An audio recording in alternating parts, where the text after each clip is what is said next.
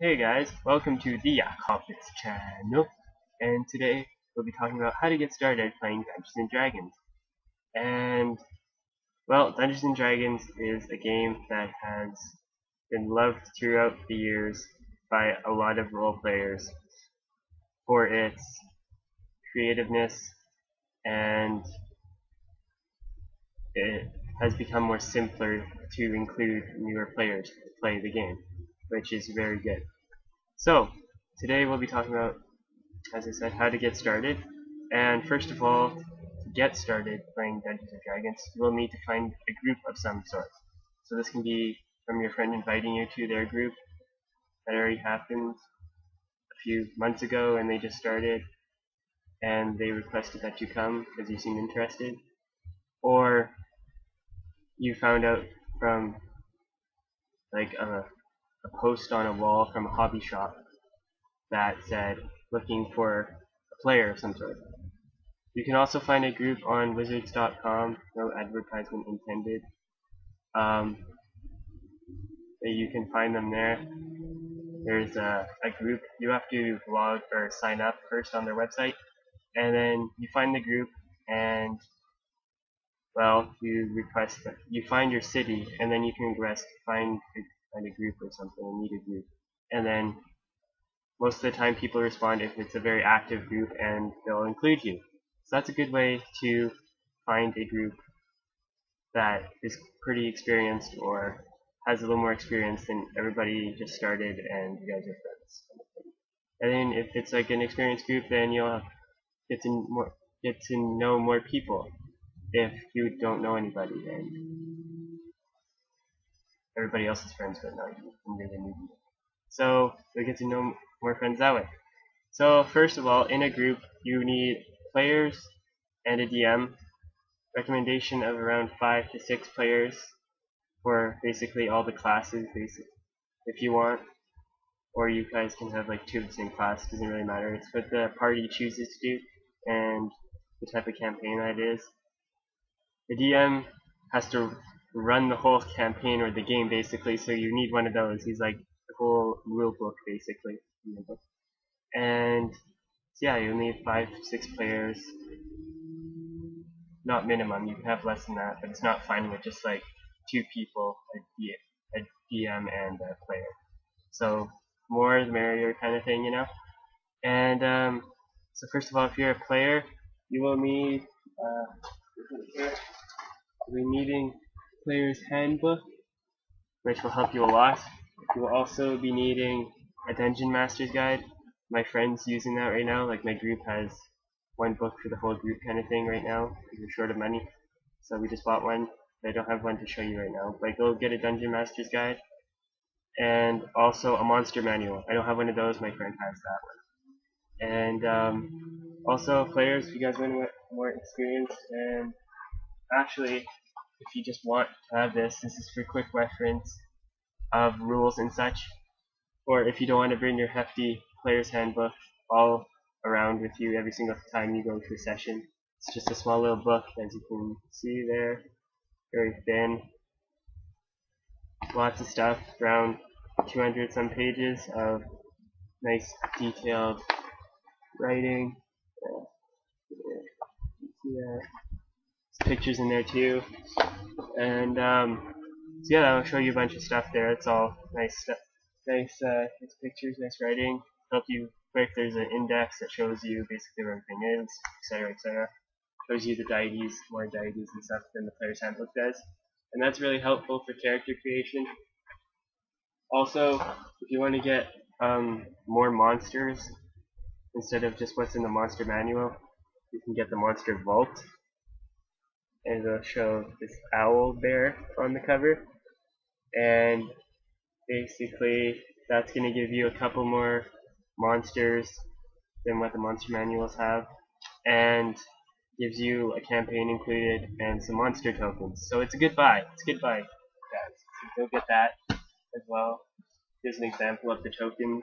So you see that pretty detailed stuff. So it's nice work, nice art. Oh, it popped one out there. So yeah, so that's the devil. Oh, let's look at this side. There's a devil, ice devil, I believe. And there's the non-bloodied side, and the red side is the bloodied side, as you can see on this board here. So, also as a player, you're going to need a character sheet. This is a widescreen version, or a landscape version, depending on how you like to call it. And or you can find one like this. You can usually find these off the internet, like in PDFs or somewhere. You can find these, pretty easy to find, or not. There's usually a book in your bookstore or whatever. If they sell D&D, you might have a character sheet booklet thing that carries a duotang, and it has like a few widescreen versions and a few portrait versions of the character sheet, which really help you a lot. The widescreen ones for like on the table and such, so it's like takes up less room than what that kind of does, you know,